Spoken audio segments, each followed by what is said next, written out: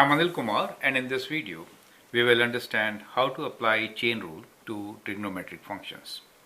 Here the example is differentiate y equals to sine cube 4x. So I'll show you two different methods to find derivative of this function using chain rule. So one method is by substitution and the other will apply direct chain rule. So these are the two methods which we are going to use. You can adopt the one which you like. So we are given the function y equals to sine cube 4x. Now you can substitute 4x as theta, right? So we could substitute 4x equals to theta or theta equals to 4x, either way, right? Now if I say 4x is replaced by theta, it's better to write theta equals to 4x. In that case, what is d theta dx? D theta dx is 4, right? Now if I substitute 4x by theta, I get y equals to sine cube theta, right? So whenever it is sine cube theta, you should consider the function like this, sine theta whole cube, right? So that gives you an idea that you should apply the power rule. That is how it is, right? Sine cube theta, sine theta cube. This is one and the same thing. So from here, you could differentiate y with respect to theta. So we get dy d theta as equals to 3 sine square theta times derivative of inside function, that is d theta of sine theta. Now that is cosine theta, so you get 3 sine square theta times cosine theta, right? So that is dy d theta. When we say differentiate, we want to ask, or we want to get dy dx. This is what we're looking for. So derivative of y with respect to x. So what is that? Dy dx is dy d theta times d theta dx. Now we have dy d theta here, right? So we'll write this as, let us say, equation 1 for us, and that is equation 2.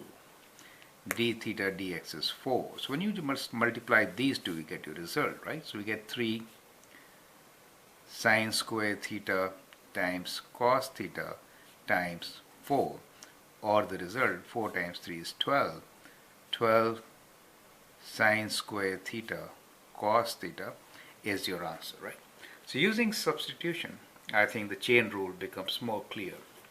Now here we'll adopt the second method, that is directly applying the chain rule, which we did apply here also, right? So I'll apply the chain rule directly and then find the derivative of the given function.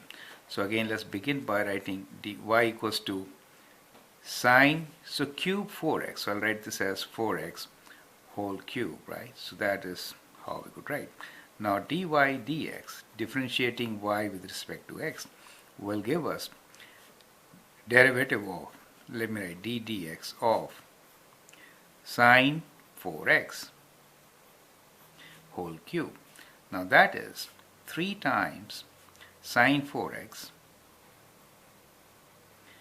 times, square, right? Sine 4x square.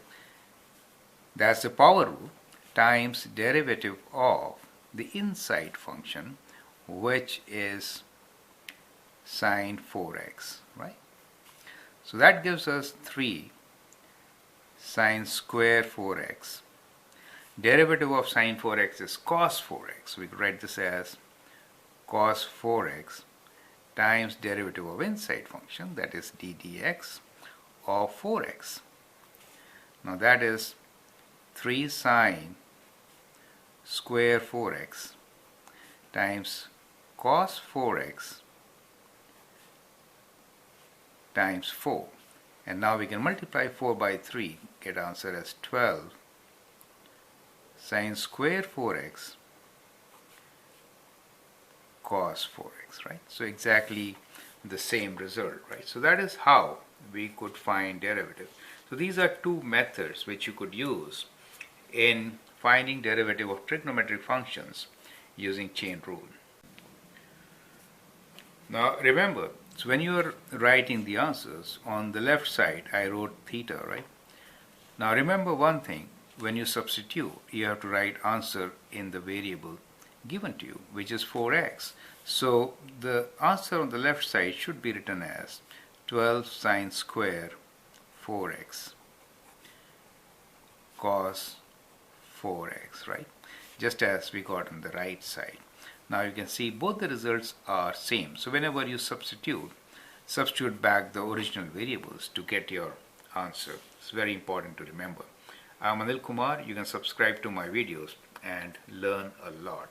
Thank you and all the best.